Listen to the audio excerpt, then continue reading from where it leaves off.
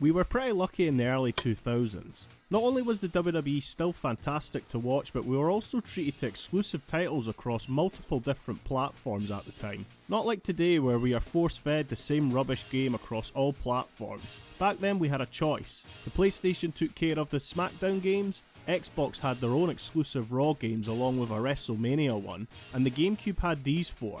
I was lucky enough to own both a Gamecube and PlayStation 2 back in the day, where I managed to enjoy a whole host of WWE games. But unlike the PS2 games that I continued to play throughout the years, I haven't touched the Gamecube games in a long time now. I remember the Day of Reckoning games being absolutely banging, and from what I can remember, definitely gave the SmackDown games on the PlayStation 2 a run for their money. But we're not here today to talk about them. We are here to talk about WWE Wrestlemania 18. If I remember correctly, I had mixed feelings about this back then, so I'm genuinely looking forward to playing it again with an older mind. From what I can recall, I remember thinking it was pretty bare with not much to do, but it did have a little charm to it that I kind of loved. Do I still feel the same about it? Let's find out.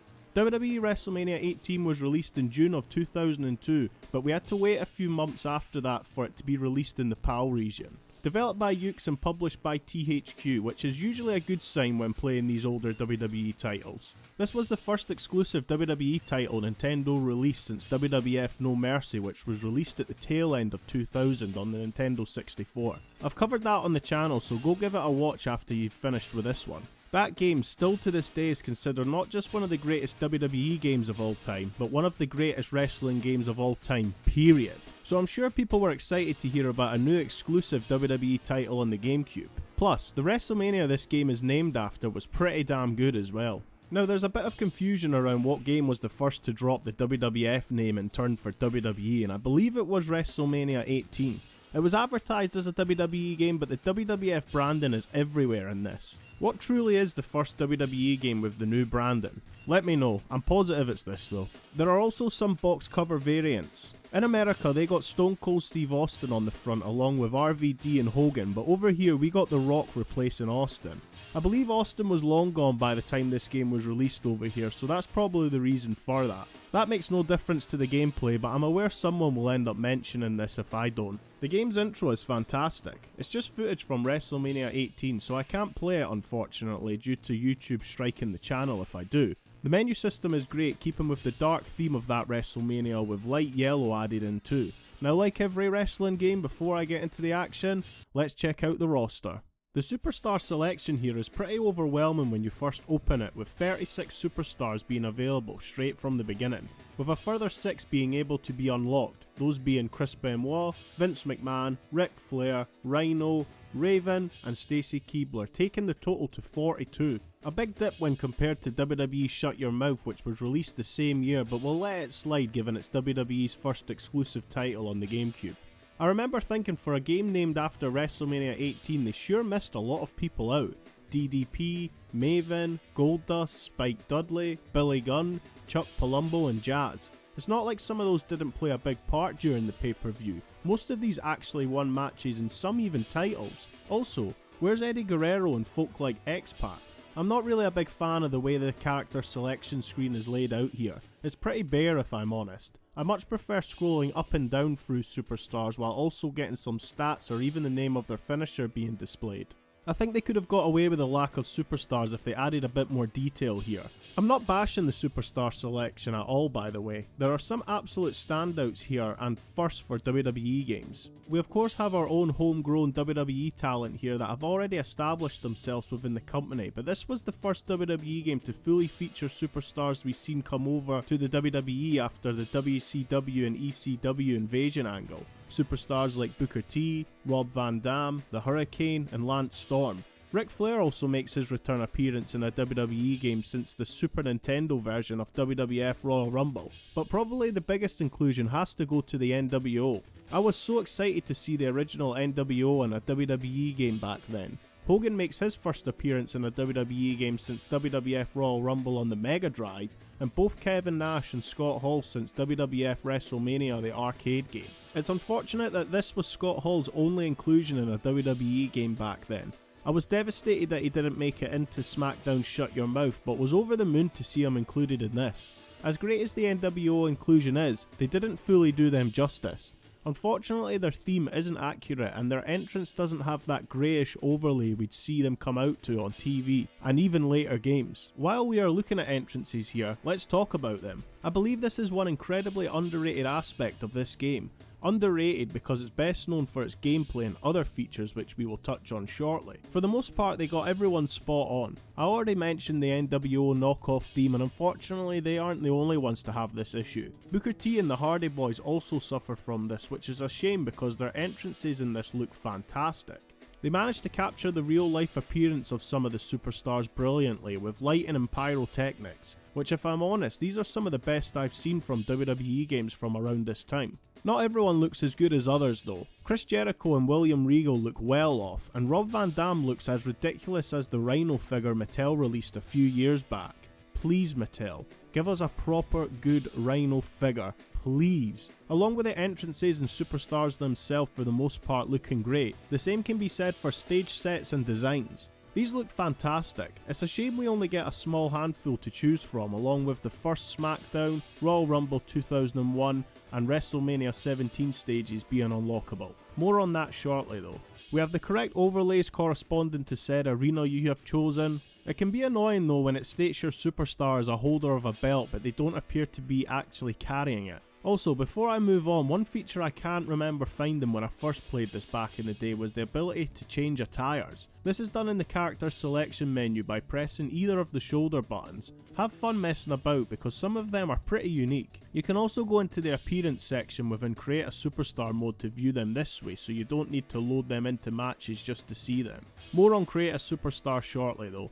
All in, apart from a few minor nitpicks, it's all great so far. Let's get into the gameplay. Now this is certainly one aspect of the game people are either going to love or hate. It's nothing out of the ordinary in terms of gameplay. Most things you can do in the PS2 WWE games from then you can do here, but in this, it all feels a bit hollow, devoid of any soul or charm really. Grappling moves are tied to the A button, along with the control stick. You have 4 moves to choose from if your opponent is facing you in the right or wrong direction. Very limited. Striking attacks are tied to the B button. You can do weak, strong or combo strikes. Although I find whatever kind of attack you do there is no emphasis on it. Nothing to make me believe a strong attack is indeed any stronger than a weak strike. Along with the basic game controls we can do the usual Irish whips by holding down the A and Y buttons simultaneously. You can counter and reverse opponents' moves with the L and R trigger buttons. We can also do moves on the turnbuckles. Yeah, it's there. Cool. To be fair, I can't remember being able to pull off jumping moves from the ropes, being able to jump over them onto the outside and even do baseball slides, which I swear don't actually work. What I'm trying to say is you get what you'd expect from this time, but it's just not that fun to play. The lack of atmosphere, the game's soundtrack playing over the top of in-game matches, which are banging by the way, but do become tedious with the lack of variety. No commentary, JR and the King are there, but don't provide any play-by-play. There's just no oomph to the gameplay. Like I said, every move seems kind of soft, like it doesn't feel like you're actually doing any damage at all. No wrestlers show any kind of damage or fatigue during matches. Oh, and also, there's no blood in this game too. I just don't feel it's as immersive as Shut Your Mouth would be when that was released a few months later. Like we do get cinematic angles when pulling off some grappling moves, but I think it could have done with a bit of screen shake to emphasize the impact of moves. Look, I'm not trying to compare this to Shut Your Mouth. I try and be fair when I review these older games, but it's hard to forgive this when the last Nintendo exclusive was No Mercy on a weaker system, and that game was mind-blowing and still is to this day. I could go on here and I will because I believe that's what people are here for. Nothing apart from your opponent seems to be interactable. I throw my opponent into the guardrails, they just flop to the ground. And that goes for ring posts when outside of the ring too. Even trying to get your opponent back into the ring, they do the same thing. Apart from being able to Irish whip your opponents into turnbuckles to perform moves, the only other place you can do this is with announcers tables. I guess I can give it a bonus star for that at least. There are weapons in the game too, but every wrestler sells these weapon shots. Like it's hard for me to get into this game when everything I do feels like it's for nothing. Like just make me believe, please. Now is probably a good point to mention any match you have with more than 2 superstars in the ring apart from a traditional tag match is an absolute mess, and it's due to one reason: the lack of invincibility when dishing out moves on your opponent. You can be in the middle of striking your opponent or grappling them, and if another superstar interferes, the move or strike is broken and you're both more than likely going to hit the deck. This became unbearable at points while playing, which I'll touch on shortly. Like, you just can't get into a steady rhythm in these matches because of this. I started to think maybe they could have had a system where you could only break up other people's moves X amount of times during a match to stop this, but why would you if the aim of the game is to wear your opponent down to get a free count? It just completely done my head in at times. While on the subject of match types, let's take a look at them. There aren't many, but enough to get a pass in my books. Within these match types you can have traditional one-on-one, triple threats and four-ways. Not many match types to choose from, but with the ability to add more wrestlers into a match you can beef these up a bit. But as I mentioned with the previous issue there, why would you? Like within the cage match you can't interact with the cage apart from climbing it, and as I said, with weapons feeling like they don't do much damage, it feels pointless even partaking in a hardcore match. Although I will give dues where necessary. The Hell in a Cell match still holds up, and I believe this is the first WWE game where we would receive a proper Hell in a Cell with the added area outside of the ring instead of looking like a cage with a roof like the earlier SmackDown games. Also, I like attention to detail, and I can't remember ever seeing the roof of the cell still dangling down after putting an opponent through it. Am I right with that call? Also, being able to bring weapons into the Hell in a Cell is a nice touch, even if they aren't that exciting to use. Look, I know it sounds like I'm completely burying this game, and I hate to come across this way, but I need to be true to myself and you the viewers. As much as I wanted to go back to this and love it like I kind of did as a kid, I just can't now with an older head on my shoulders. One thing I can defend it for though is, even though the gameplay is incredibly rough, behind that I feel like there are some good foundations here to work on for a follow-up, and even though this game is a bit ropey, they do get some things right, especially the entrances. But what I'm going to speak of next is absolute insanity in my book, and leads me to believe this game was rushed. The one thing that can be a saving grace in some terrible wrestling games is the season mode, and guess what? This game does not have a season mode. We have what the game likes to call Path of a Champion mode, which is literally as it sounds. Have a look at who holds a certain title, choose what title you want to go for, then pick a wrestler to go through this mode with. I chose The Rock. I should say that after my computer died, this was some of the only footage I could retrieve, unfortunately, and thank God, because I never want to play this mode ever again. It is literally just match after match after match until you face whoever holds the title you're going after. I believe it took me around an hour to get through just a single run at going for the WWE title. They do throw in a bit of variety with match types. First few is single matches, then matches involving weapons, but towards the end it felt like I got put in a lot of triple threats or fatal four-way matches, which if you remember what I just spoke about, this wasn't a fun experience. Towards the end I was just looking to get it over and done with as soon as possible, exploiting the game to get matches over and done with quicker than intended. A table match for example, I went straight out of the ring and put my opponent through the announcer's table to get a quick win. You shouldn't have to do that though. If a game is truly fun, you shouldn't be using its exploits to get through it quick, but I was really over the gameplay by this point. If they threw in some cutscenes or anything more than just the matches I was in, maybe it would have stimulated my mind a bit more, but I was literally brain dead by the time I captured the WWE title. Also, it felt like I was being put in matches against completely random people.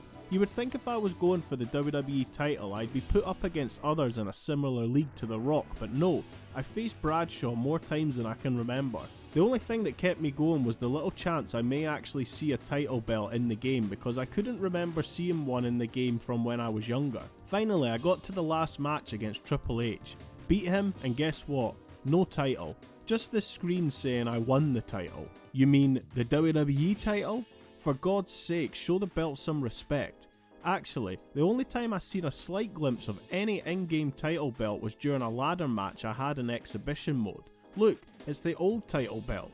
Maybe my mind is a bit hazy, but did the old title belt and the undisputed title belt exist at the same time? I thought it was the old WWE title belt and the heavyweight title belt combined that made the undisputed belt. Once that came around, the old belt was binned and one brand had the undisputed belt and the other brand had the world heavyweight title. Please someone refresh my mind. There is one more mode you can go through, and that is called Battle for the Belts, but it's exactly the same as Path of a Champion mode. but with a lot more pre-existing title belts and made up ones to choose from. Fair play for there being such a massive list to choose from, but you'd have to be an absolute nutter to go through all of this. Not for me, sorry. At least with Path of a Champion mode, this is where you unlock superstars. I wouldn't go through all this for nothing. Last and final thing to touch on before finishing this video up is the Create a Superstar feature. It's really what you'd expect from the time. Fairly basic. You can make something completely unique with what's available, or you can do it the easy way like I did here by creating Mankind. Along with pre-made parts to choose from, you can also fine-tune specific body parts to make them bigger or smaller. You can also fully edit your created superstars move list along with attributes and strength, agility, etc. But like I said, most wrestlers feel the same when in ring, so what's the point? Much like most Create a Superstar modes, the most I got from them was the ability to play superstars songs so I could use them in real life for my figure federation to walk out to. Gimp, I know. I haven't got much to say. I've never had the greatest imagination when it comes to these modes, but I guess I better for a couple of future WWE games coming up on the channel. Wink wink.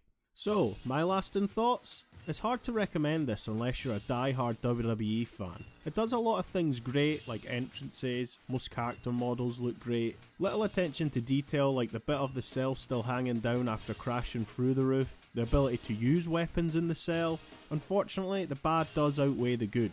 The actual gameplay is a big issue for me. It's like they have a decent foundation there for it, but the execution just isn't there. Everything just seems so light and fragile. Also, no career mode? What's that all about? However, we need to keep in mind it's WWE's first outing on the Gamecube, and like I said, with the things they did get right, I can only imagine they'd only expand further on this and give the actual gameplay more TLC in their next outing, which was WrestleMania 19, exclusively on the Gamecube. WWE Wrestlemania 19 is a bit of a weird one for me. I have little to no experience with it really. As I've said in previous videos, I always had the latest Nintendo consoles when growing up for both their own exclusives like Zelda, Metroid, and also because they are fun to mess around with when we would have family parties. By having another console outside of the PlayStation 2 at the time, meant I was lucky enough to experience the WWE games it housed, but WrestleMania 19? It completely slipped through my radar. I remember seeing it advertised during episodes of Raw and SmackDown, but when it came to getting my hands on it, for some reason, I just couldn't find it anywhere. I remember dragging my mum from shop to shop on the hunt for this, but it was just nowhere to be found. It wouldn't be till one day when I was at school and a friend of mine said, "Do you want to come to mine's after school to play some WWE?" My response was, "Definitely. What one?" And he hit me so casually with WrestleMania 19. I was speechless. I was finally going to get to play this game. Did it live up to the expectations? I honestly can't remember. However, I do remember playing SmackDown Shut Your Mouth after it, so I'm not sure if that's a good sign or not for things to come. So yeah, this is what I'd call a blind review. I have absolutely no nostalgia attached to this apart from the adverts that teased me, so I'll have no biases either. A fully authentic review if you will. So let's get into it. WWE WrestleMania 19 was released in September of 2003, developed by Yuke's and published by THQ. The game's intro has highlights from that year's WrestleMania with some superstars narrating over the top of it about how important WrestleMania is to them with dramatic music on top. It's that classic sort of hype package that the WWE was notorious for back then. Unfortunately I cannot play it for you, but I'm sure you get the gist. Now on to the main menu. Slick, eye-catching and easy to navigate. It's all that it needs to be really. Just like the previous game, it's done a great job recreating that year's WrestleMania aesthetic in menu form. One thing that caught my ears though, and I found it to be a bit of a throwback to WWF No Mercy on the Nintendo 64, is that when you navigate from screen to screen the music changes. It's the same song but with layers being added or removed.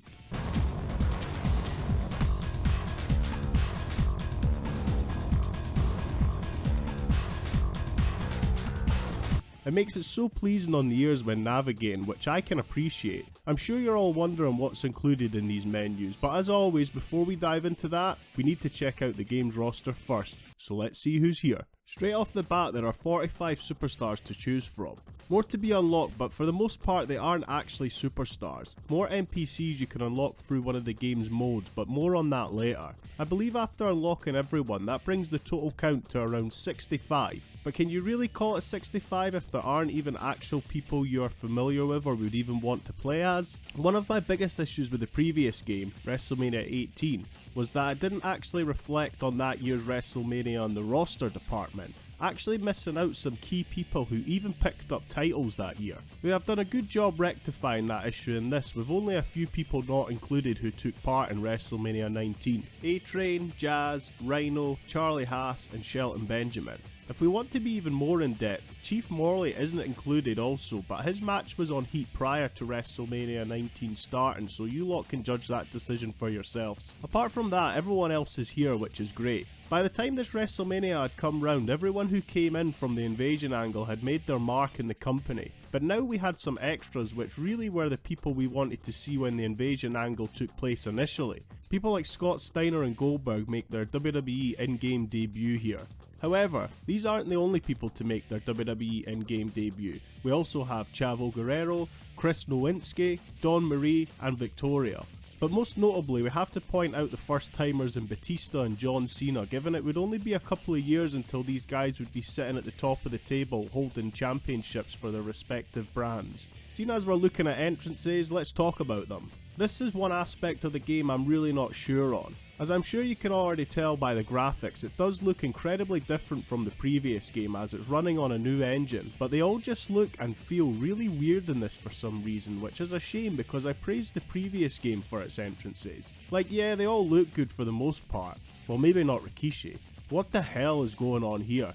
I know he had a big ass, but not like that. The animations just feel off. Very robotic-like, and some even look as if they are malfunctioning while making their way down to the ring. What is going on with Benoit here? And to top it all off, most do this really awkward thing when they get to the ring. They sort of just stand there lifeless waiting for the transition to be loaded into the match. Also, some of the cues for wrestlers leaving the Titantron so you can see them is a bit off. Unfortunately, I cannot demonstrate this as I'll get flagged for using WWE music, but you just know after years of watching wrestling at what moment they should appear from the Titantron by what part of their song is playing into the arena. Same goes for pyrotechnics. Like the Dudley Boys for example. That whistle that goes off at the start of their theme indicating a bomb's about to explode, well, the explosion on the stage has already occurred before the whistle has even ended. It's just a bit poor in some departments like this, unfortunately. If you're a casual fan of wrestling, you may not even realise or care, but as a diehard, it's hard to let it pass. You'd really need to experience it for yourself to know what I'm talking about here. However, it's not all doom and gloom though. Like most wrestling games, the bigger the star, the better attention to detail they get in games, and you know they have done a good job with them here. Triple H's entrance is outstanding as you'd expect. It's also a good chance to get a look at the alternative attires. Yes, it is included once again here and can be accessed in the Superstar selection menu. Unfortunately, you can't see them all and create a Superstar mode like the previous game, so you just have to go through them manually. Kane's sleeveless attire was a nice touch, but again, I hate to be negative, but look at the Titantron. It's the video he was using when he was unmasked, which you can see in the video. Tag team entrances look good and some even surprised me, like Booker T and Goldust. That was actually such a fun pairing, them two together. Also, if the tag team you're playing as had a name, this will also be indicated on screen instead of individual names being listed, which is a nice touch. Good to see the Guerreros together once again. Crowd chants are here when superstars make their entrance, so expect a sea of "You suck" when playing as or competing against Kurt Angle. In fact, I have to say the crowd atmosphere as a whole is actually pretty spot on if I'm honest. There's no announcer though, which is a bit of a shame. During entrances is where I like to appreciate the arenas themselves, and they do look great in this if I'm honest. There isn't many to choose from though, unfortunately. Only the big hitters like Raw, SmackDown, SummerSlam, Royal Rumble and WrestleMania 19 of course. But the attention to detail is worth praising, especially the Royal Rumble arena, which you may remember the stage was slightly off centre, which gave the walkway a slight bend. Well, that is featured here and I cannot remember seeing this in any of the SmackDown games. Comment if I'm wrong though, please. Look, I know I sort of slated some aspects of the entrances, but they do some things right. It's more the actual animations of said wrestlers I have an issue with, because for the most part everything else is spot on, Atmosphere, lighting, and sound are all great. I can't wait to get into the action now. If you remember my review of WrestleMania 18, you'll remember me talking about how boring the gameplay was. No fluent feel to it, very mechanical like, and whatever kind of move you done, it didn't actually feel like you were doing any kind of damage to your opponent at all. None of the environments were interactable with, and the use of weapons was completely pointless in my eyes. I'm happy to say they have fixed most of these issues in this game, which in turn makes it pretty enjoyable to play, which I'll now dive into. Like always, I'm not going to go into what button does what because I don't want to insult anyone's intelligence here. Anyone will know that the best kind of wrestling games are the ones that a novice player can pick up and play without any kind of drawn out tutorial. However, there is one in this game if you would like to go through it, but I had no issue picking up the controller and playing straight away with this. I would like to go over the things I believe the game has done right and help make it an enjoyable experience. First off is the revamped grappling mechanics. I already mentioned when going over the main menu I got a no mercy kind of vibe, and that also translated into the gameplay too. I have no idea why this wasn't included in the last game, but thank God we now have not just weak grapple moves but strong grapple moves too. This bumps up the amount of moves from a standing grappling position substantially. The previous game only gave us the ability to pull off 10 different moves from a grappling position. That has now been bumped up to 30. That is huge just from a standing grappling position alone. And yes, it now does feel like when you pull off a move you're actually causing damage to your opponent, which helps immensely with immersion, which I just didn't get with the previous game. It's just the little things that help with this too. The screen shaking when pulling off a move, cinematic replays when a strong grapple move is executed, actually being able to see your opponent visually hurting by holding a part of their body, the addition to blood being included. Like in the grand scheme of things, these are really little additions that help the game go a long way. Everything you do in this just feels like there's more weight behind it compared to the previous game, like grappling and just throwing strike moves. Look at this, it's very believable in my eyes, which I just didn't get the last time around. There's a lot more back and forth between yourself and your opponents too, so it's not completely one-sided. The transition from you reversing a move into one of your own is flawless and can make for some great exchanges. It's not just from reversing moves that make the matches feel more fluent and not one-sided. There's also a new feature where if both competitors go for a grapple at the same time they lock up, and by flicking the analog stick you can gain the momentum in your side to pull off a move, which I just think is one of the most important parts of wrestling.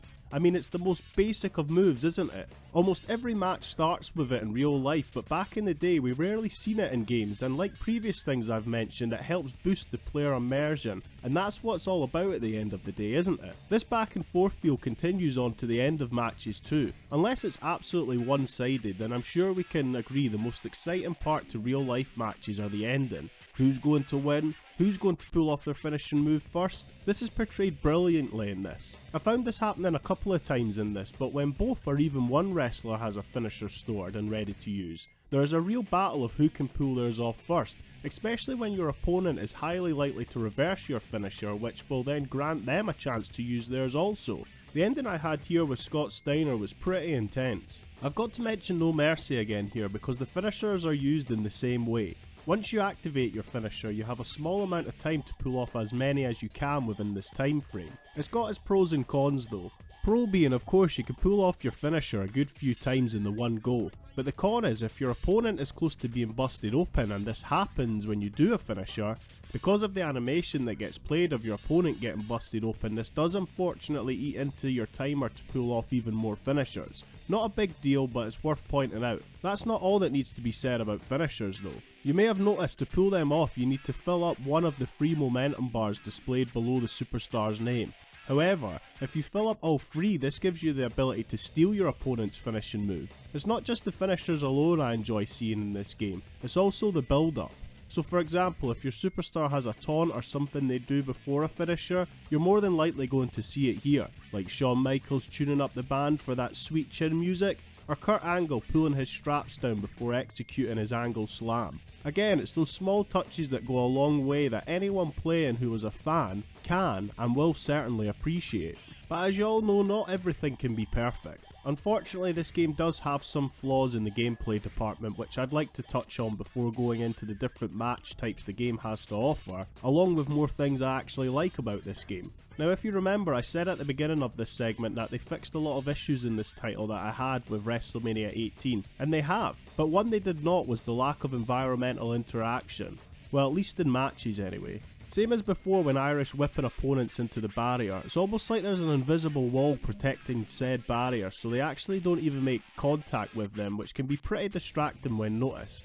At least now when you Irish whip someone into the turnbuckles outside, they now make contact, I suppose. Also, the hit detection in this is absolutely insane, much like the previous game, but I'll touch more on that shortly.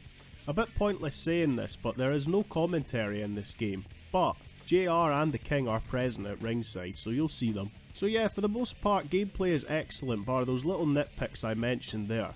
Thankfully, with how fun the gameplay is, that also makes the different match types on offer really enjoyable to play too. The match types on offer here are the same as what we got in WrestleMania 18.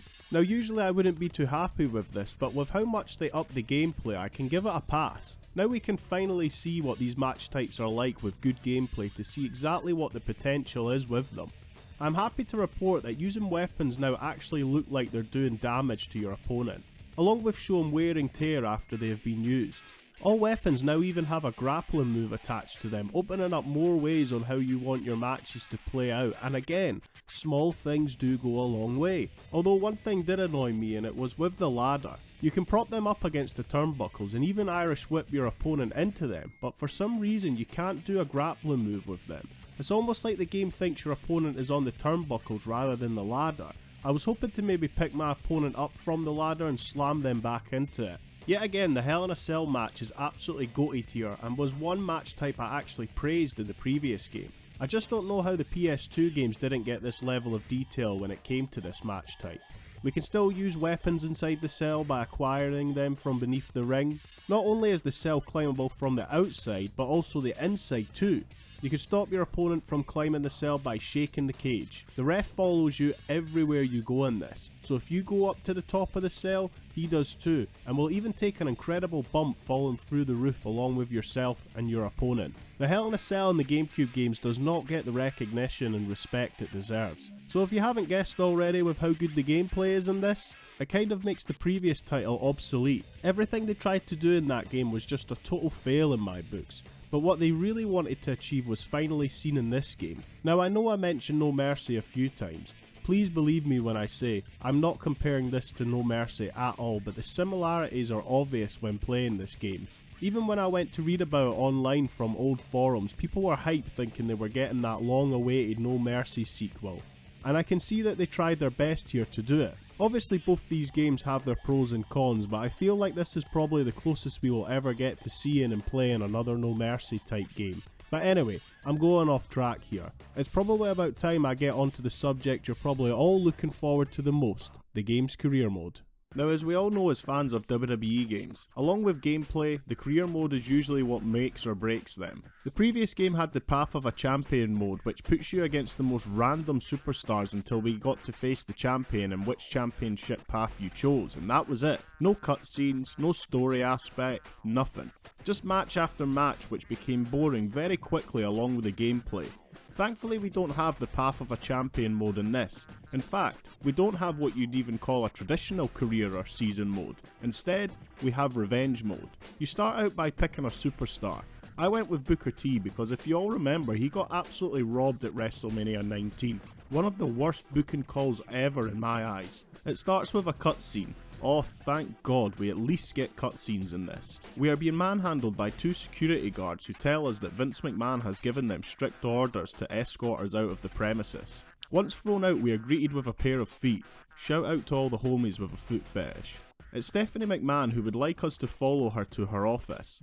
but I thought we just got kicked out of the building? Ah, back in the day when we had to use our imagination, I guess. She tells us that she can give us a shot at getting back at the man who ruined our career, that being Vince McMahon, of course. She wants us to hit him hard by sabotaging the upcoming WrestleMania 19 pay-per-view. Stephanie has a plan made up with set missions to help ruin the pay-per-view. With each objection completed comes a reward in the form of cash. Now you know what the story is about and why we are here, let's get into what you need to do now. So on the main menu for Revenge Mode you will see 5 different areas to choose from. Construction site, shopping mall, parking lot, harbour and 19 hall, with 4 of them having 6 objectives within them, whilst the 19 hall area only has 1. So you basically have to complete objectives in each of these locations to progress. Objectives range from throwing workers over ledges, busting people open, smashing the environment up. I'm sure you get the gist. I've got to say, on paper this does sound really fun, but the reality for me wasn't, unfortunately. Yes, it's something different to your normal career mode seen in WWE games, but it just got boring for me pretty quickly if I'm honest. The start, for example, was pretty slow. My first objective in the construction site was to throw 5 workers over the edge. Easy enough. The next objective was to then throw another 8 over the edge. Like really? I just done that. Also, each area you're in you'll see the same NPCs over and over again, and the area you're in will still be the same throughout each stage segment, so there's not much variety to these backstage areas. If you're in the construction site, those 6 objectives will be in the same environment, so it can become a bit boring on the eyes. Not to say all areas are dull though, I did like my time spent in the mall. There was enough things to smash that kept me entertained. You'll also see cameos from other wrestlers like Rey Mysterio, for example. I had to beat him at throwing X amount of people over the edge within a certain time frame. This was also the moment I realised the hit detection was just as crazy as WrestleMania 18. We had to battle it out on this tiny platform, and as you can imagine, with there not being much space, there was just bodies flying all over the place who weren't even intended to. The usual NPCs are fairly easy to take care of, but when you come up against actual WWE superstars, man do they take an absolute battering. In the mall I had to knock out 4 opponents while also making them bleed. The first 3 were easy to take care of, but the 4th was Christian, and holy hell, he just would not get busted open. I've had to speed this footage up because no joke it took over 6 minutes to do whilst the others took a minute or 2 max. I was doing everything to him, landing strikes to the face, throwing him against glass windows, he just wouldn't go down. There are NPC bosses, if you can call them that, which are specific for this mode, which when beaten you can use them in exhibition mode. They take a good beating too, to be fair. Now I'm sure you're probably thinking I'm making this sound like a complete breeze, but I found some of the objectives to be pretty challenging. The 5th one on the construction site to be exact. I was tasked to take out the superstar guarding the Wrecking Ball control room within a time limit. It wasn't just any superstar though, it was the Undertaker, and like other superstars in this mode, he does take an absolute beating. Not only that, you have workers also coming after you to try and take you out also. So many times I found myself in an endless cycle of getting knocked down, to only get back up and get my ass handed to me again. The closest I came to beating this level, I managed to get him off the high platform, was doing plenty damage, then out of nowhere Undertaker slammed me and the whole platform got destroyed, resulting in all of us falling to our deaths. I don't often lose my cool when playing games, but this honestly sent me over the edge. Thankfully you can go to different areas, so I wasn't stuck forever, although I didn't complete this level. In fact, I didn't get to complete Revenge Mode fully, unfortunately. I have no idea what happened, but I started up my Dolphin emulator for Gamecube games, and for some reason all my saves were erased and I really couldn't be bothered going through all that again. It's pretty annoying because after completing objectives you are scored with a point system which then gets converted into money which can be spent in the WWE shop. I wanted to complete Revenge Mode then buy up everything, but I can't do that now. The WWE shop is pretty cool though. Stacey Keebler is our shop assistant and she's also voiced. Welcome to the Shop Zone. I'm Stacey Keebler, your favorite WWE diva.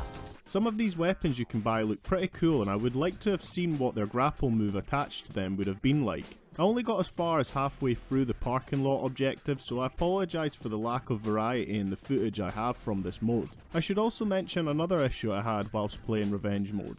Seeing as you aren't competing in a traditional ring that has a hard camera that we don't need to control, unfortunately we do have to control it in these environments and it can be pretty annoying at times. I had an objective in the mall where I had to smash signs, whilst also avoiding workers and John Cena.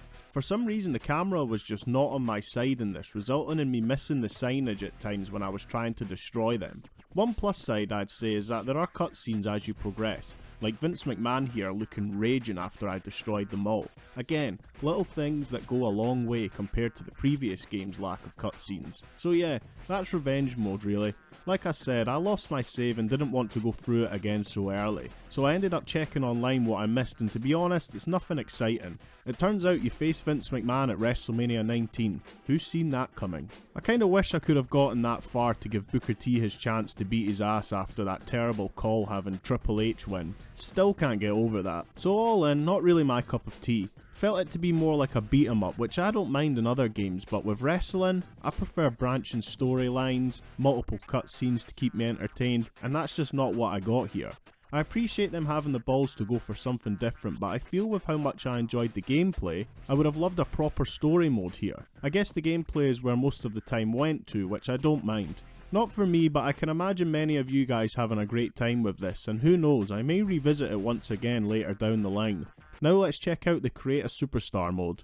And you've already guessed it, another massive improvement from the previous game. While in the Create a Wrestler mode, we can also customise pre-existing superstars, mess around with their moves along with changing them from face to heel and vice versa. Now on to creating our own superstar. As I've said in previous WWE videos, I don't usually spend a lot of time on this subject, but to be honest I was pretty blown away with how in-depth this is for the time. Start out by giving yourself a name and if you want to be a face or heel. Now on to ability. You are given 20 ability points to use for free. More can be purchased from the WWE shop with the money earned from completing objectives in revenge mode. Now on to your moves list, and this is one section I found to be pretty beefy. This is where you choose what moves you want your superstar to use. As I said previously, with the amount of different grapples a single superstar can use in game, you can get lost in here fully customising every move your superstar can pull off, even down to the way he stands, walks, enters and exits the ring. I found this to be very impressive. On to appearance. Here's where you customise the look of your superstar, and unfortunately I'm reminded of another reason I don't usually spend much time in these modes, and this is the slight delay you have to put up with when pressing on something to see how it looks on your superstar. Also, the preview menu isn't that clear in certain areas, so you have no choice but to click on these to see how they look. It can be a long painful task if you want to get your superstar looking the exact way you want them to be. Once you find something to your liking, you can fine tune them by messing with width, length, depth, etc.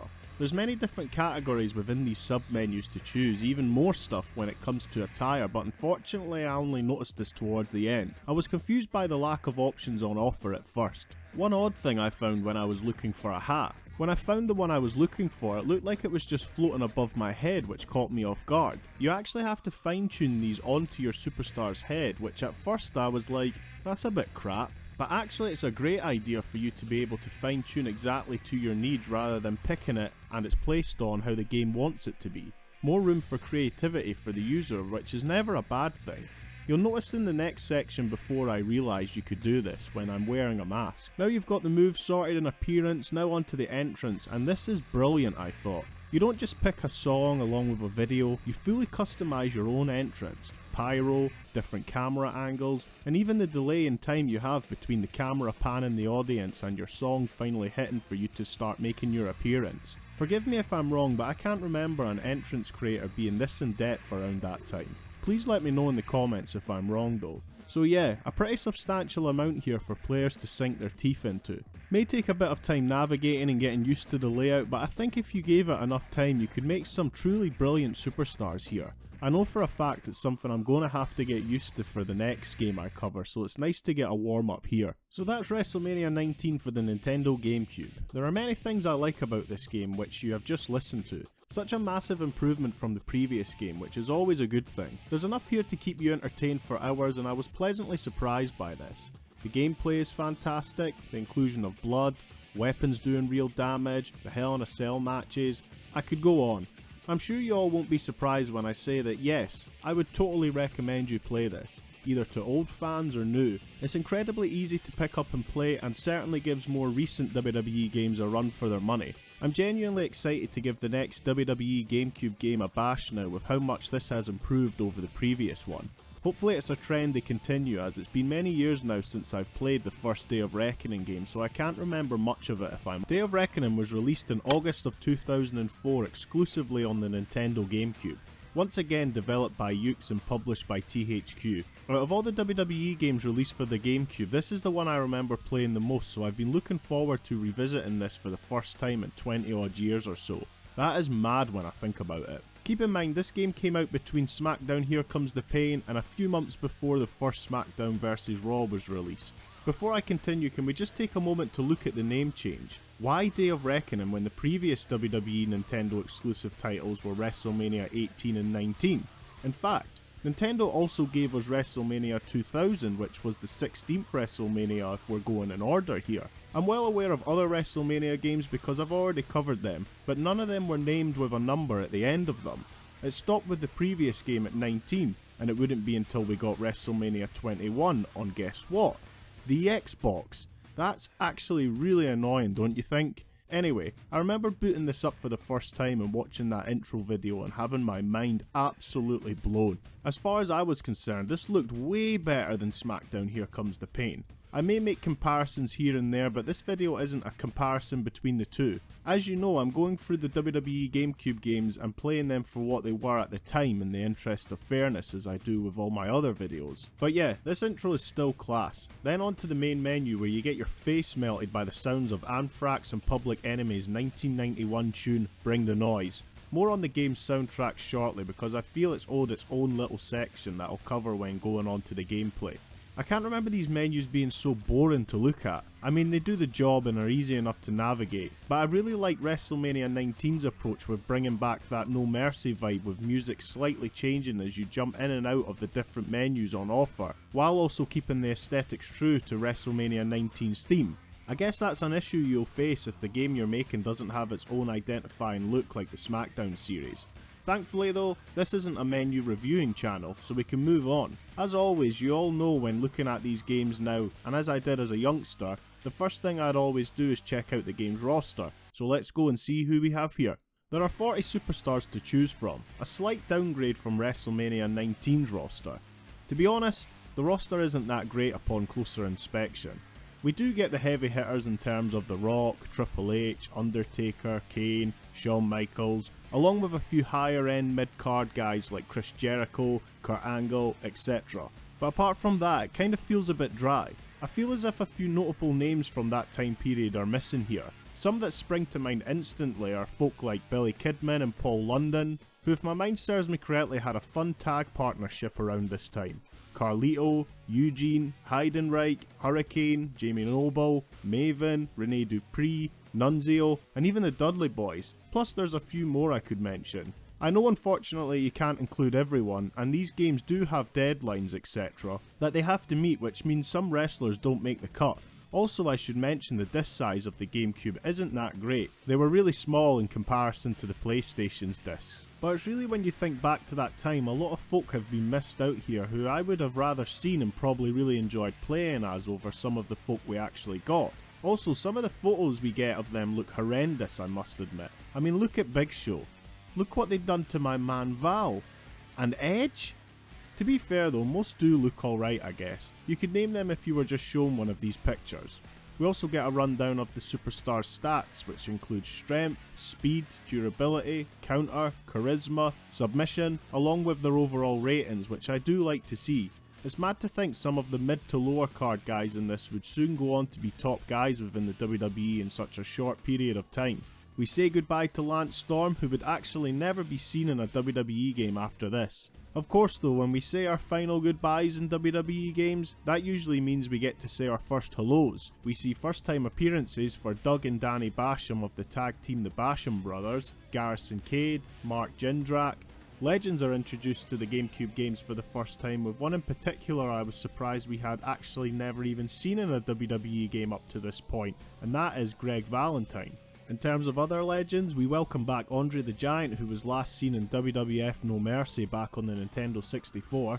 Brutus the Barber Beefcake, who was last seen on WWF Wrestlemania Challenge on the NES, and Bret Hart, who was last seen in WWF Warzone. I've covered all these games previously if you want to go check them out. Another legend included is Rowdy Roddy Piper, but we've seen him in Here Comes the Pain. We also get a small selection of divas that include Molly Holly, Stacy Keibler, Trish Stratus, and Victoria. We also get the updated look for The Undertaker, who at this time went back to his Dead Man gimmick, which at the time was not just amazing for TV viewing, but for the games too. It's got to be one of the most iconic entrances of all time. Speaking of, the entrances look fantastic in this, a huge upgrade from the previous game. I said in my WrestleMania 19 review that some felt pretty robotic, but I don't get that feeling here with Day of Reckoning. Everyone feels so alive in how they were like on TV back then.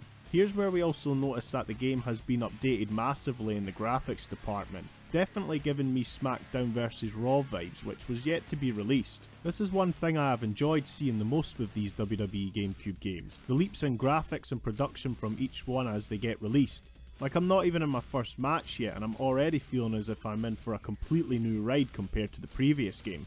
The lighting and sound design for each entrance is brilliantly done. Unfortunately, no ring announcements made whilst the superstars make their entrance, but I was blown away by the entrances at first. It took me a few good matches before I even realised this. I don't know why, but how come it took the WWE games so long to get the Legends entrances correct in these games? Like in Here Comes the Pain.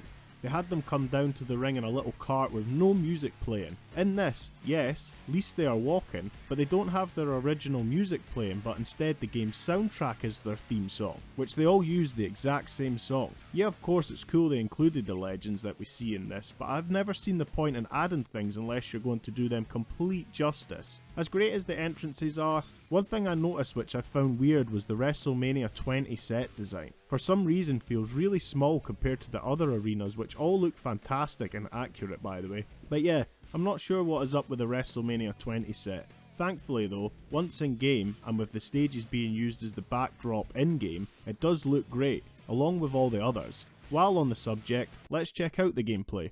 As always, when I cover the gameplay, I'm not going to tell you which buttons does what, as like the previous WWE installments on the Gamecube, it's incredibly easy to pick up and play, which makes it enjoyable straight off the bat.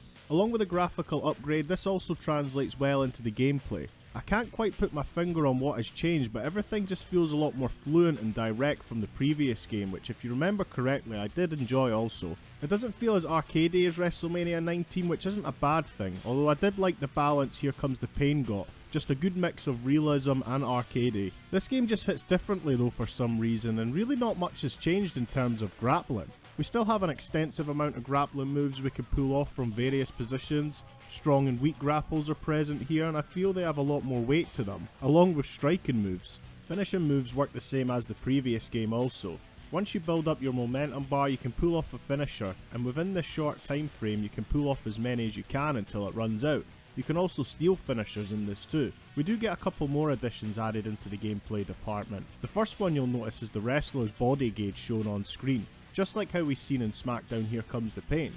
It works the exact same also. The more you zero in on a specific body part, this gauge will show you how much damage you're doing and have caused, going from yellow, amber, and finally red.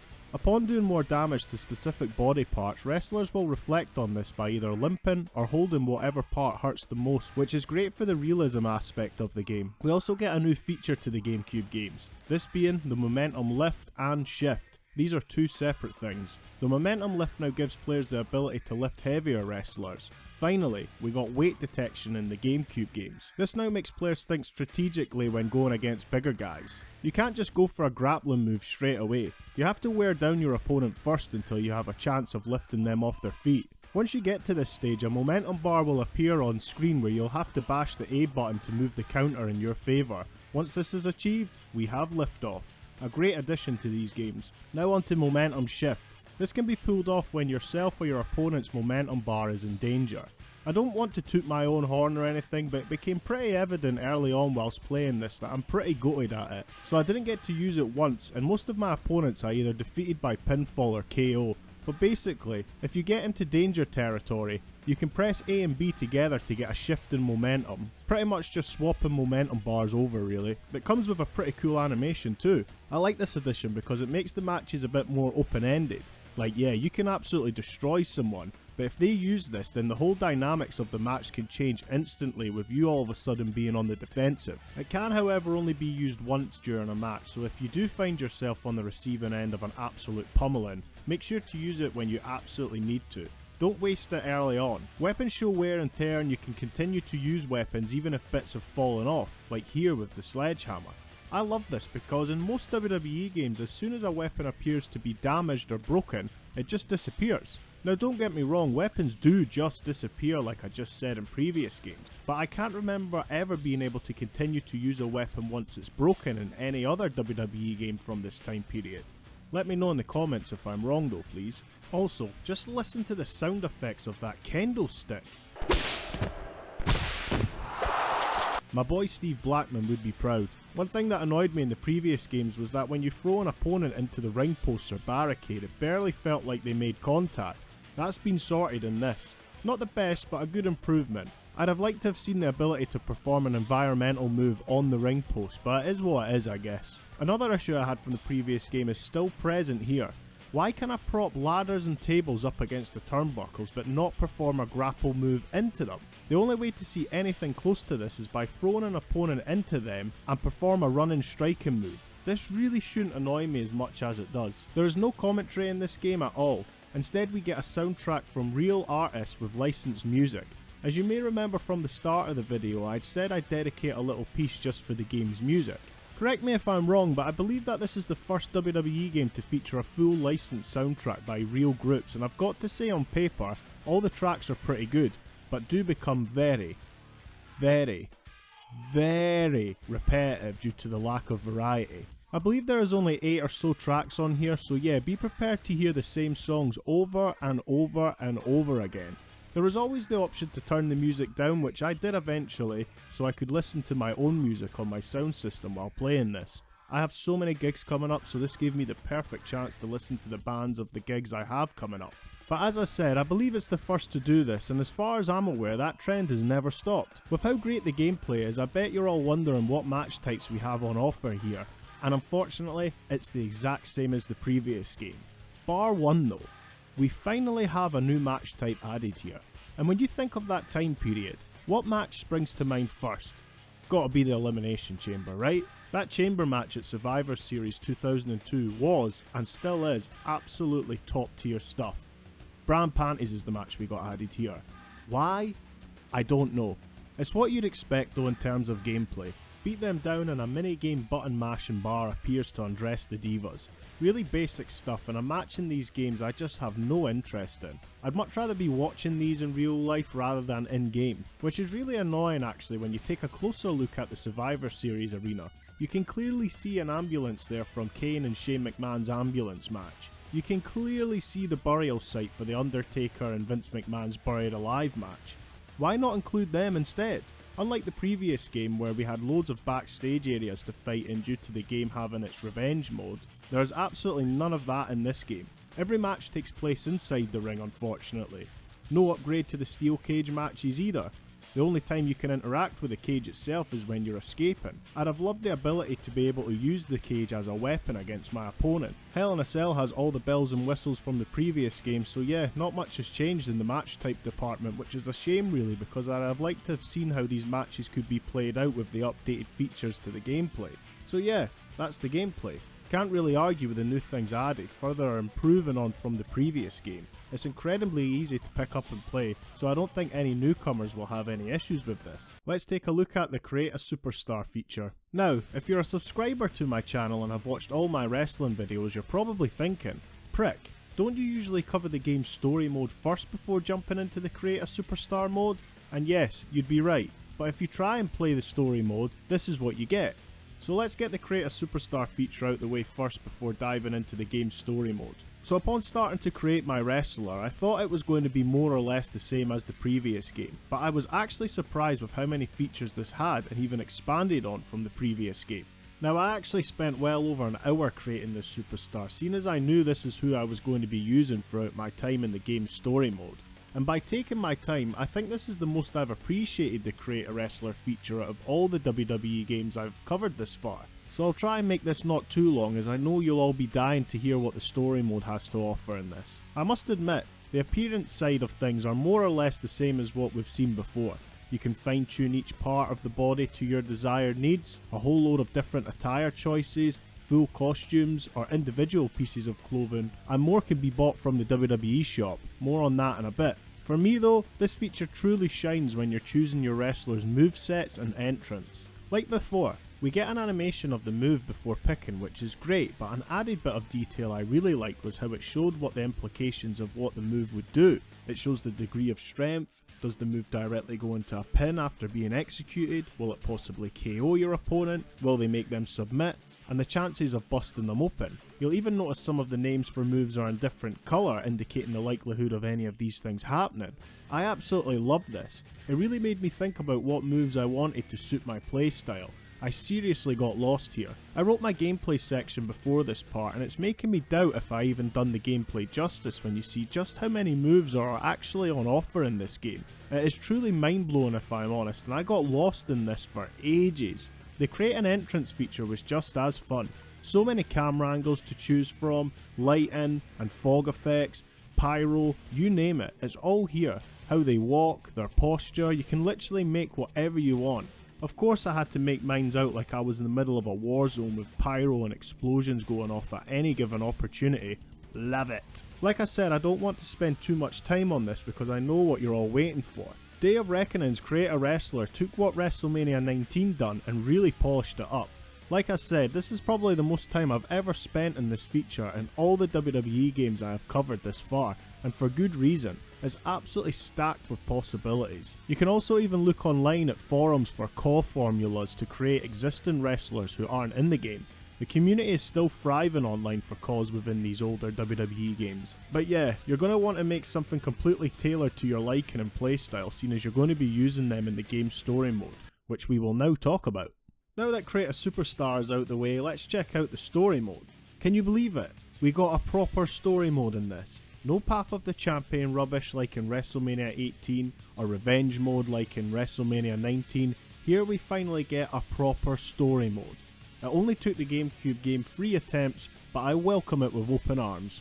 So with the superstar we created, we take them through a year's worth schedule within WWE. As it is a new wrestler we are playing as, we start from the very bottom at house shows, then work our way up to Heat, and from there eventually get to choose what brand we want to be on, either Raw or SmackDown. As always, I'd like to go through the things I really enjoyed about my experience with this playthrough, then the things I wasn't too keen on. Meeting top WWE personnels backstage is fantastic, and I mentioned previously the graphics do look amazing and everyone looks spot on up close and personal.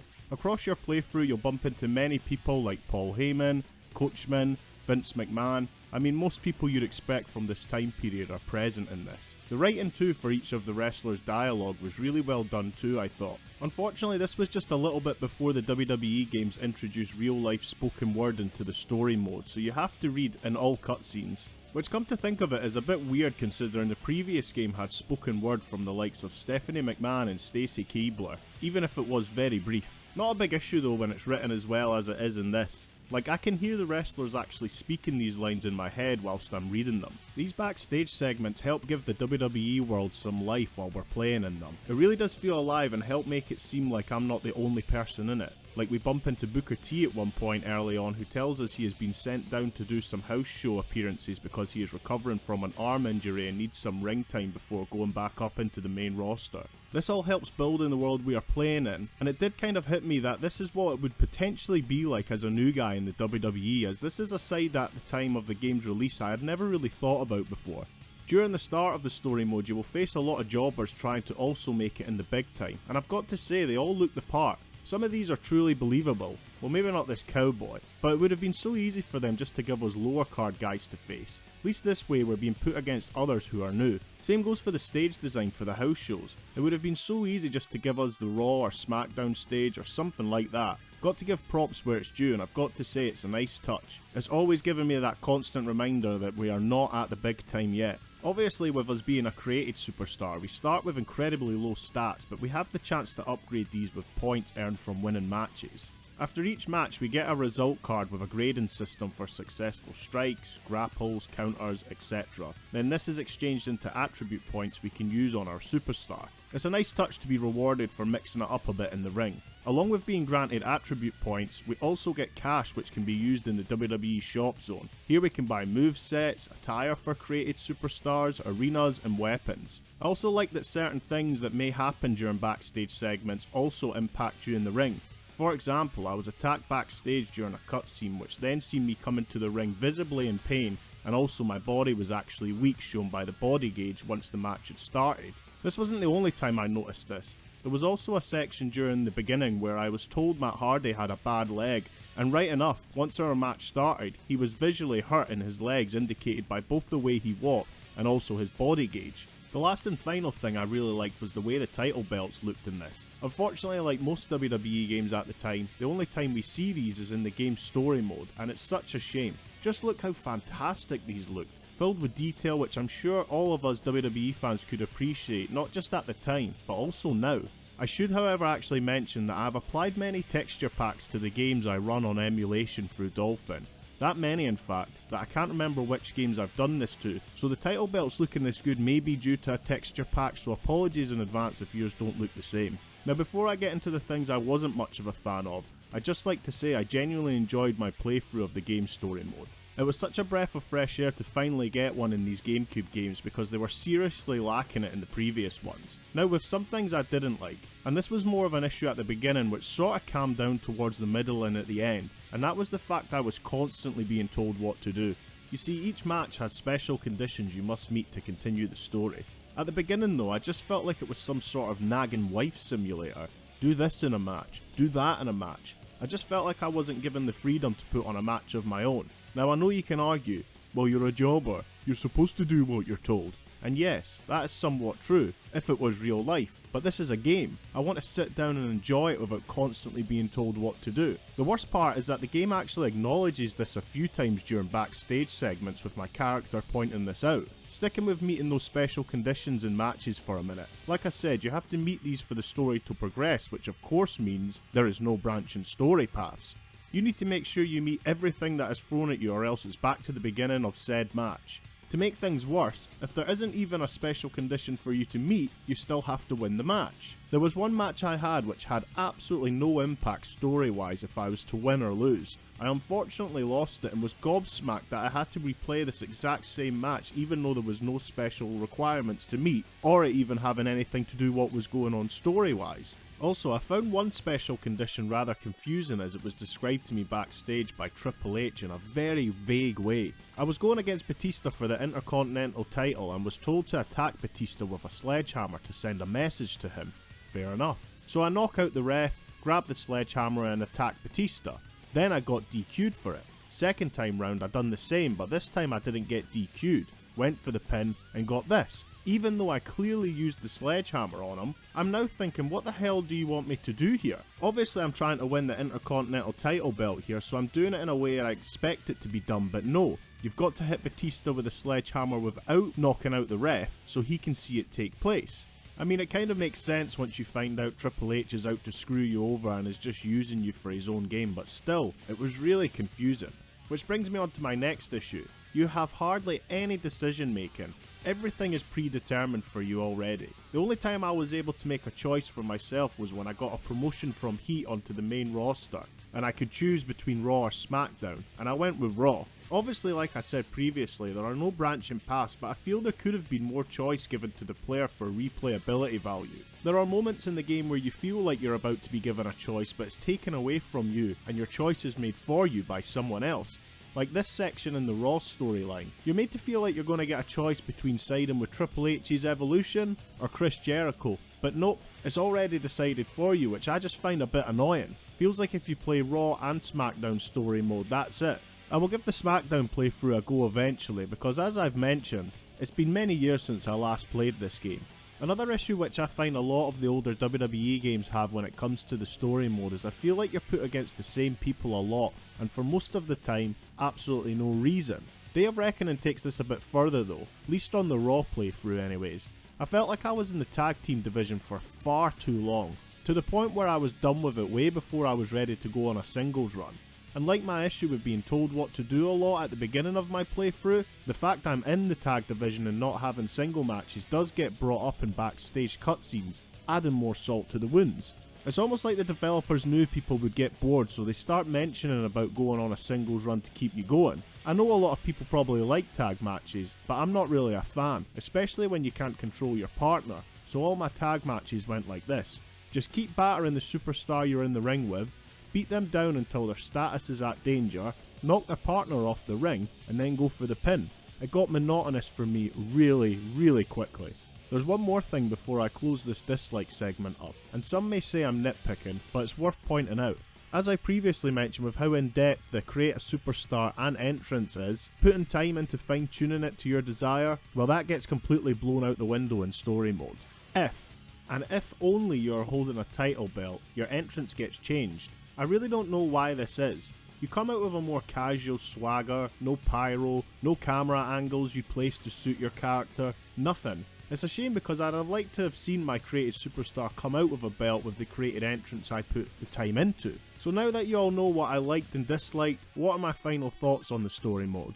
I actually enjoyed it. It definitely gave the WWE Gamecube games a burst of new life I think it desperately needed to contend with the SmackDown and soon to be SmackDown vs Raw series over on the PS2. Obviously, like I said, there are a few dry spells, but if you keep playing I think the payoff is worth it. As you progress you'll definitely feel the difficulty ramp up. I mean, look at the state of my final match here at WrestleMania against Triple H for the title. It was an Iron Man match. I managed to get 3 pinfalls, and then out of nowhere, Triple H managed to get 2. So the last 5 minutes consisted of me running in and out of the ring to avoid him. This was seriously intense. But yeah, if you haven't played this story mode before, it's definitely worth a shot. I like the idea of being an evolution, watching the stable implode from the inside as the story progressed. I'm looking to see what the SmackDown story mode is like after all these years. Let me know if you'd like to see a playthrough of that sometime. So, would I recommend this? Definitely. It's a great improvement from the previous game, which I enjoyed also. Updated graphics, tighter gameplay with some new welcome features, and the addition of a proper story mode was definitely needed. I wish the roster could have been a tad bit better because there is a few notable names from that time missing unfortunately.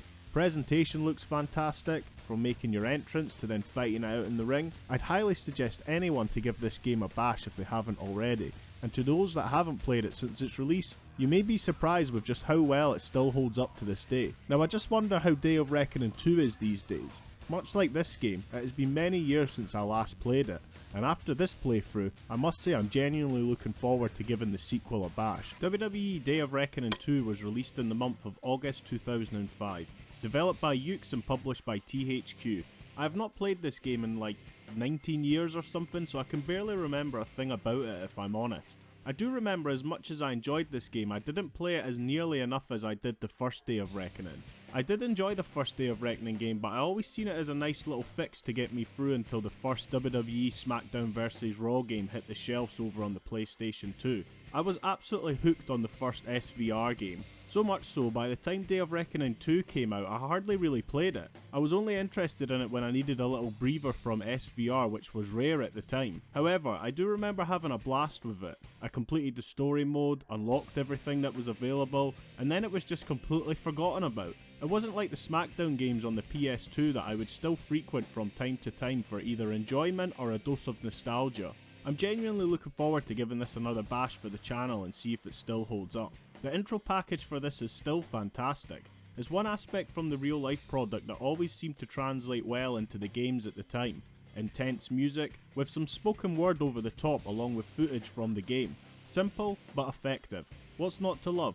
I do like the menus in this game. That's one thing I faulted the previous title for, which I understand if you're creating a new series outside of the mainline games, it's hard to find your identity for them. But I feel more thought has been put into this one. Big shots of an arena, and as you dive further into the menus you get closer to the arena and inside it. You can even go into the production trucks and you'll be greeted with an actual GameCube on the desk whilst you save your progress. The final phase of these menus is when you select a superstar, and whatever arena you choose will then be the backdrop whilst you pick your superstar. While on the subject, let's talk about the game's roster. Day of Reckoning 2 has 43 playable characters once everything is unlocked, a slight upgrade from the previous game's 40.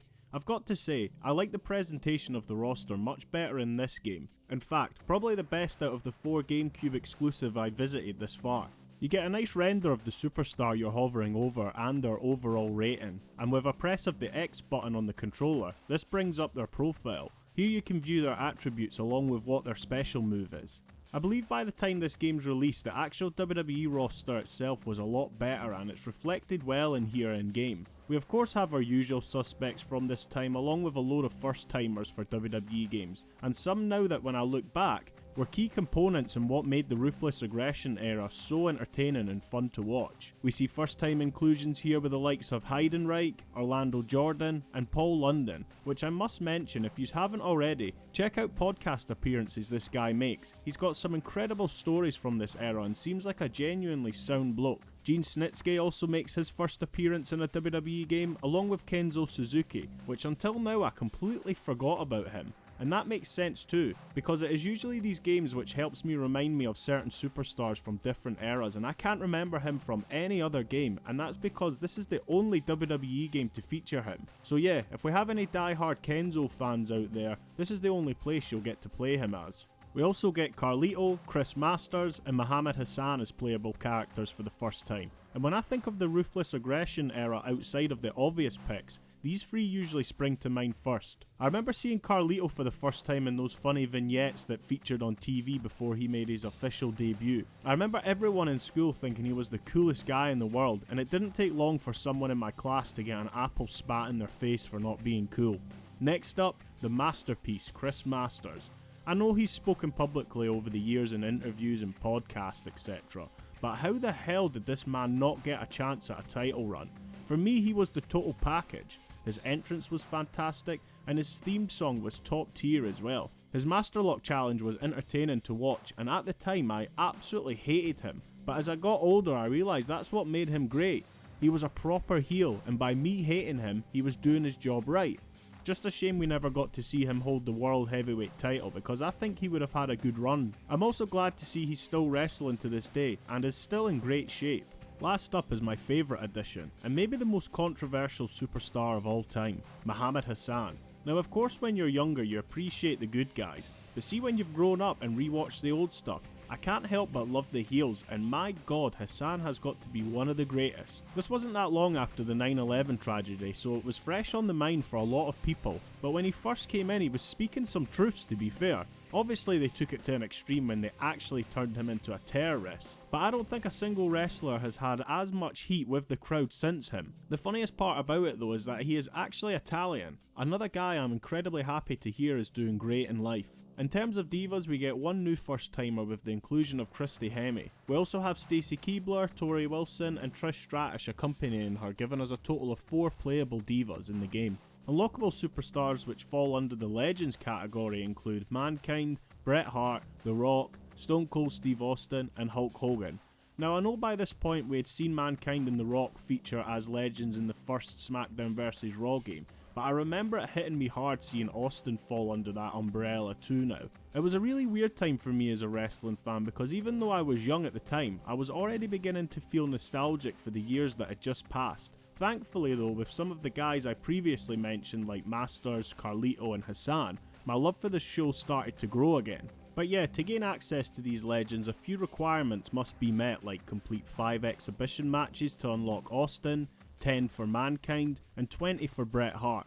As you go through the game's story mode, you'll unlock both The Rock and Hulk Hogan. I'll never forget seeing Austin's render shot here once I unlocked him. How badass is that? And they say Nintendo consoles are for kids?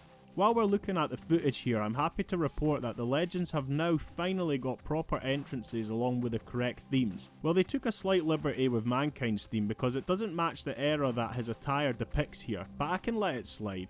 It's just nice to see Legends getting the full treatment compared to the previous WWE games, not just on the Gamecube, but PlayStation 2 as well. While on the subject of entrances, this gives us a good chance to see the character models up close and personal, and I've got to say, this game is the best looking so far out of all the WWE games I've covered on the Gamecube. It's hard to believe this is 20 years old now. Everyone comes out full of life, and it's actually breathtaking to see how great these entrances actually are, even after all this time. A nice new addition to entrances is that we now have an announcer calling your name as you make your way down. This is done by Tony Chimmel. Whatever happened to him? If you guys haven't already, go check out the behind the scenes video of someone actually inside the ring hitting Tony in the nuts with a cannon that's shooting out t-shirts to the crowd. He completely loses it. Funny stuff. All stage designs look fantastic too, with the correct overlays displayed for each superstar whilst they make their way down to the ring. Just look at this entrance here with JBL. Nothing screams America more than having JBL come out with bullhorns attached to a limo with a Great American Bash stage as the backdrop. The entrances are top notch and some of the best I've seen in a WWE game. But let's move on to the gameplay now. Now, I have already mentioned how great the graphics look, and I'm pleased to say this also translates very well into the gameplay too. The game does look fantastic, and I found it hard to believe I'm looking at a game that's pretty much 20 years old now. I love the switch up in camera angles whilst pulling off different moves, and the multiple replays you get when delivering a devastating finishing move on your opponent. It all looks good, but gameplay wise, I feel as if it's more or less the same as the previous game. That's not necessarily a bad thing, it's just that I don't think it's a giant leap forward in what we've seen in the other WWE games at the time. I'm not saying that there isn't anything new here, because there are some new features added in this that I will now go over. First up is the stamina system, which I know for some players of WWE games at the time was a bit of a touchy subject. You either loved it or you hated it. A bit like Marmite. I must admit I wasn't the biggest fan when it came to the WWE games having a stamina system in it. It's a tough one because on one hand, adding a stamina system brings a whole new level of realism into the games, an aspect that many of us take for granted, but on the other hand, because of the realism of having such a system in place, it can bring you to a grinding halt sometimes, which for me can take the fun out of these games a little. Even though I'm not a fan, I'll try and give it some justice for the ones who do like it. The more your stamina drops, the slower you become. Once it's completely drained, it leaves you winded and in a dazed state once you get back to your feet, making you completely open to attacks. This is the side of it I don't like.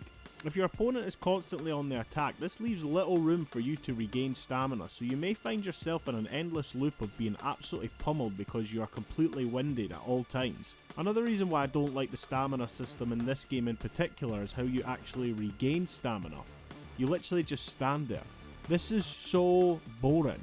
I can't remember what SmackDown vs Raw it was, but I remember at the very least in one of those you can hold the select button to regain stamina. In this, nothing. Just stand there. So draining. Or you could also jump in and out of the ring constantly while your opponent does the same. But is it even a wrestling game at this point if that's what you're doing? One way I do like to regain stamina on this, and is actually a good segue into another new feature I actually liked, and that is the different submission options we have on offer in this. Once you set yourself up to perform a submission move, 4 options flash up on screen. These are taunt, rest hold, drain and submit, which can be chosen by pointing the C stick in the direction of which option you want to choose. If you choose taunt, this will deplete your opponent's momentum meter. A rest hold will allow your superstar to regain some stamina, the way I like to do it, seeing as you're actually still wrestling. A drain submission will drain your opponent's stamina, which does come in handy, and submit will just cause damage to whatever part of the body you're trying to cause more damage to. You may notice that both yourself and your opponent has the same options to choose from whilst in this state. This is because it gives either yourself or your opponent the chance to escape the hold. Say if you select submit, but your opponent selects taunt, whoever initiated the move will pull it off, but if you both select the same option, then whoever the move is being placed on will escape the move. I really like this take on submission moves if I'm honest. I welcome it with open arms. But back to the stamina system for a second. Fair play to the developers. They must have really liked this inclusion because they even doubled down with it by not letting you have the option to turn it off or on like the SVR games done. Another new feature which also ties into the stamina system, and one I'm not sure I remember seeing in any WWE games around this time, and that is how blood is used in this. We've seen it all before in WWE games. Beat up your opponent and eventually you bust them open, but there is 3 different levels to bloodshed in this and how it affects you. These are mild, moderate and crimson mask. Each can easily be identified by how much blood is being shed. Mild to moderate are easy to recover from, but Crimson Mask can make it really hard to regain any kind of stamina. I feel if either yourself or your opponent gets to this stage, then it's an instant finish. There's 3 camera angles you can choose from, and believe it or not, the default camera angle has the crowd as the backdrop, which I just find incredibly boring to look at. Thankfully you can change it to front, which uses the stage for the backdrop for your matches, which I think looks a lot better and doesn't become as draining to look at. There is one weird angle called middle, which at first from the little picture in the options menu had me wondering how it would work, but surprisingly it works really well. It's a sort of isometric view much like the Fire Pro Wrestling games have. Every Irish whip I executed using this angle had my opponent going exactly where I intended them to go. I couldn't use this angle all the time, but it's a nice inclusion to keep the game fresh on the eyes. Money can now be earned through playing exhibition matches, but it made me wonder if this was a complaint from the previous game. You'd think everyone would have played the story mode, but maybe not. It's a nice inclusion anyway to keep that cash flow coming when you're not playing the game's story mode. So that's all the new stuff in this game. Some nice additions, don't get me wrong, but I'd have liked them to fix this issue I've had with all these games, and that's not being able to do grapple moves into weapons like ladders and tables whilst they're propped up against the turnbuckles. So yeah, that's the gameplay. If you played the previous game, this will be a walk in the park for you because it does everything the previous game done, but on a better scale I'd say. And the new additions are easy to grasp straight from the beginning. I can't help but feel it's just the exact same as the previous game though, and we haven't even covered the different match types yet. And guess what? Absolutely no new match types to choose from. That is just really disappointing, don't you think? Like, I love the gameplay in these Day of Reckoning games. I just would have liked to have seen what an elimination chamber would have been like in these. Anyway, no more on this section as I feel I've done it justice in the previous video. Let's check out the game's Create a Superstar mode. And once again we delve into the Create a Superstar mode before jumping into the game's story mode. And you know what that means? Yes, another story mode that can only be played out with a superstar you have made. Unfortunately, there is no way to transfer your previously made wrestler into this game, so you have to start fresh. Thankfully though, if you're like me and don't like to spend too much time in this feature, the game does throw some pre-made generic looking wrestlers at you to choose from if you'd prefer not to make your own. As I am reviewing the game as a whole to try and do some justice with it, I'll be making my own superstar from scratch, and much like the rest of the game I have already covered, it's a lot more of the same stuff here as we have seen in the previous game. Not a bad thing as I did enjoy this feature before, but once you are thrown pretty much the same thing as before, it gets a bit tedious I'd say. Although there are a couple new things added that I did like. We now don't just get attribute points we can build up, but also skill points that reflect our skills with striking, grappling, mat technique, aerial attacks and dirty tactics. Next to these skill points we also get an arsenal level which when picking moves for your created wrestler will let us know if we can even use these moves or not. These secondary stats define which moves you can use and what you can't due to your arsenal level for each category, which makes the player seriously consider what kind of style you want your created superstar to have. You can be a bit of an all-rounder, but you may even see more pain and devastation dished out if you go all out as a grappler. I would honestly suggest boosting some of these new stats as the moves that can be accessed through doing so are much better than the basic ones found through just upgrading your basic attributes. This is one thing I enjoyed whilst playing through the story mode. As I gained more points to spend, I was putting them into the skill branch to boost my arsenal level to gain access to these more powerful moves that can do some serious damage. More on attributes when I cover the actual story mode though, as you can find yourself in a sticky situation if you end up putting all your eggs in the one basket like I almost did. One thing that really annoyed me when creating my superstar here was the loading times take forever. I know this was an issue on the later WWE games on the PS2 as well, and another reason why I stayed away from the Create a Wrestler mode in them for the most part. This is ball-achingly brutal to sit through, especially if you make a mistake here like I did by somehow turning my guy completely black, instead of just his tattoos that I placed on him that I wanted to edit. So yeah, that's Create a Superstar. If you're familiar with the previous game then you'll fit right in at home with this feature. Every aspect of your created wrestler can be altered and edited to your exact liking. A massive list of movesets to choose from and for all different scenarios you may be in whilst in the ring. The create an entrance feature for me overshines the actual create a wrestler mode. It is more or less the same, but when you can make your entrance look like you're in Nam then that's a complete bonus in my books, and I thoroughly enjoyed spending a bit of time on that. Speaking of time, as I don't want to be going on forever here, let's check out the game story mode. Now with the updates we did receive in the gameplay department, I bet you're all wondering how the story mode is in this. Let me tell you now, I really enjoyed my time going through this. First I'll talk about how the story mode itself kicks off, as I don't want to ruin the climax for anyone who hasn't experienced it for themselves. Then the upgrades to this game's story mode that I liked, along with some things that I didn't, as not everything is perfect unfortunately. So basically this game's story mode kind of picks up from where the last one finished. It's been a year and you're now no longer the champion. The World Heavyweight title becomes vacant due to a draw in a match between Jericho and Triple H. A tournament is then set up by Eric Bischoff and the last two in it will compete at WrestleMania for the title. WrestleMania comes round and guess what? The title has gone missing, meaning no title match can take place, and then an investigation starts to find out who has stolen the title. That is basically the plot of the whole story throughout your playthrough, with a few diversions thrown in here and there. Oh, also, you now have Stacy Keibler as your girlfriend, which I will touch on shortly. So the first thing I noticed during my playthrough that I liked a lot was the writing for both the story itself and the dialogue for the wrestlers. I found the story incredibly engaging throughout and found, unlike the previous game, that I wasn't constantly being put against or feuding with the same people for a long duration, which made the first game's story mode a bit stale at times. I felt as if I was constantly being involved in some sort of angle which made it impossible to put the controller down at times. I could tell that the writers were either fans of WWE or the actual WWE writers themselves, because the dialogue for each wrestler was brilliantly done, even more so than the first Day of Reckoning, which I did praise that for. There was multiple backstage segments with different set designs to keep it fresh on the eyes. One minute you could be cutting a promo with Jonathan Coachman, and next you're a guest on Jericho's highlight reel, where you know it was always going to kick off at some point. Some of my favourite superstars to interact with in this for their dialogue alone was Muhammad Hassan, Edge and Chris Jericho. Obviously reading other folks' lines like Triple H, you could hear him in your mind whilst reading, but I feel like they managed to capture the comedic value of the other three really well in this. And it goes back to exactly what I said prior about Hassan. He comes out and whenever you say anything in a slightly negative way, he goes off on one of his rants about how the Americans treat him badly for being an Arab American. Honestly, looking back, I just can't get over how great of a heel this guy actually was.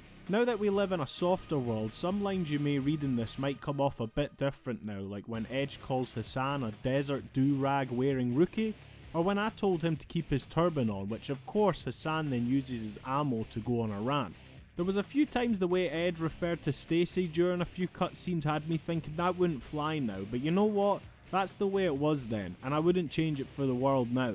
I also liked how the wrestlers you come across reference the previous game's story mode. Triple H liked to remind me about our time in Evolution from the previous game along with Randy Orton. They don't just reference the previous game though, but the real life product itself. Shawn Michaels references Kane's inability to hold the WWE Championship for more than one night in 1998, or even Christian mentioning WCW's demise to Eric Bischoff, which I liked to see then as much as I do now. If you remember me previously mentioning how at the time of this game's release I was already feeling nostalgic for the years that had just passed, and this was a nice nod to me from WWE to let me know that they haven't forgotten the good times we shared together. Wrestlers aren't just true to how they sound during dialogue, but in matches too. Even though it messed me up, but seeing Eddie Guerrero cheating to get a chance at the tag titles at Survivor Series really warmed my heart up a bit if I'm honest. As much as I will praise this game's story mode for its written dialogue and the progression of the story, there was a few moments it became just a bit stale. This is also a good moment to point out, if you haven't guessed already, there is no pre-recorded lines like we had now been introduced to within the SmackDown vs Raw series over on the PS2. And I think the game could have benefited from it because some of these cutscenes do go on for a long time. At times it felt like the wrestlers were taking the longest diverted route just to get to the point they were meant to arrive at. This became really tedious with Stacy Keibler. Her involvement within the story got incredibly boring to the point I was gladly just pressing start to get to the end of these cutscenes, and thank God I did because look how long this one went on for. Now onto a nice added touch which I faulted the previous game for not having, but thankfully is present here, and that is the ability to make choices. There are multiple moments throughout your playthrough where you'll be asked to make a choice on what you want to do next. I'm really not sure how much these change things because I found if you chose one thing, then eventually you'd end up doing the other thing anyway. Like here when I got the choice of finishing my feud with Edge or go after the Intercontinental title. Edge was talking a lot of crap, so I decided to finish him off for good, but not long after this, I ended up capturing the IC title anyway. Whether or not it makes that much of a difference, I like that it's there. Replayability wise, I'm not sure if it's there because as I said, I feel like you're always going to end up on the path that is pre-written for you anyways, but I like it. Another issue that has partly been solved in this game's story mode is that now you don't have to win every match, only those that require you to win to progress the story along, which I don't mind.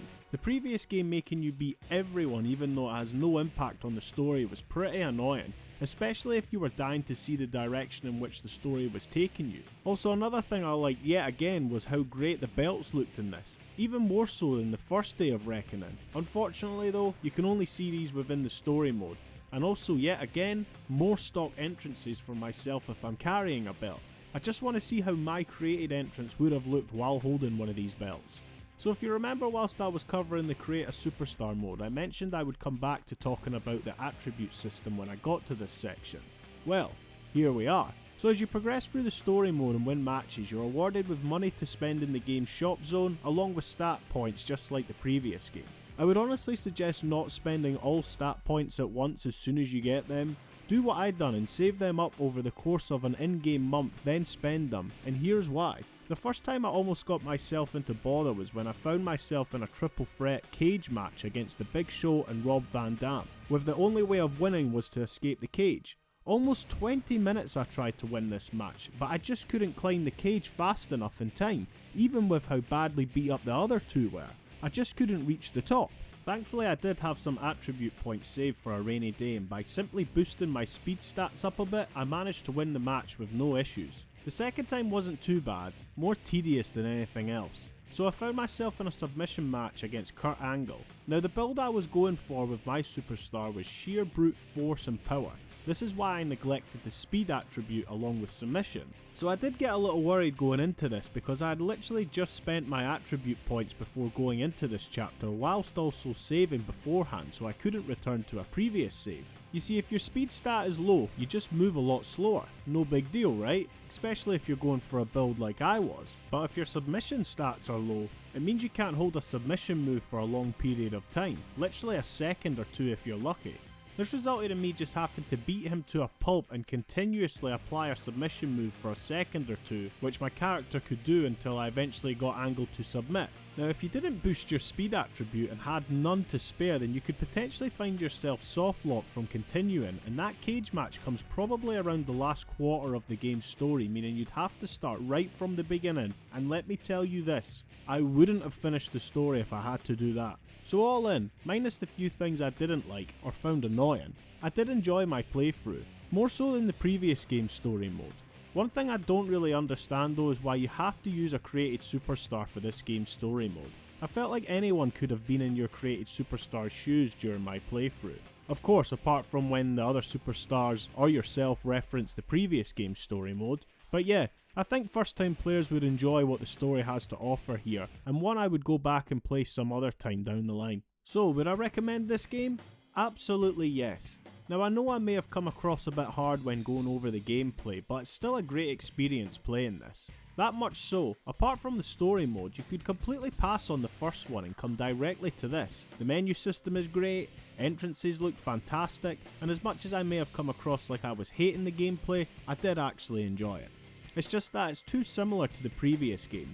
Create a Wrestler is a bit like what we've already seen, but the story mode was great fun in my books. It makes me wonder, if this hadn't have been a GameCube exclusive, would it be regarded as one of the greats like No Mercy and Here Comes the Pain? I genuinely think it would, because it really is a lot of fun to play. Also, for those with a PC capable of emulating, there is actually an expansion mod for this that may fix some things you might not like the sound of. For a start, it takes the base 43 playable characters all the way up to 80, with a few notable names that unfortunately weren't included in the original for whatever reason. It allows us to see wrestlers come to the ring wearing title belts with an exhibition mode, something I've never understood why you can't do anyway. Replaces the original game's soundtrack, which by the way is incredibly boring, and puts the SmackDown vs Raw 2006 one in to replace it. Attire and texture mods, removes the weapon limit in matches, and a whole heap more.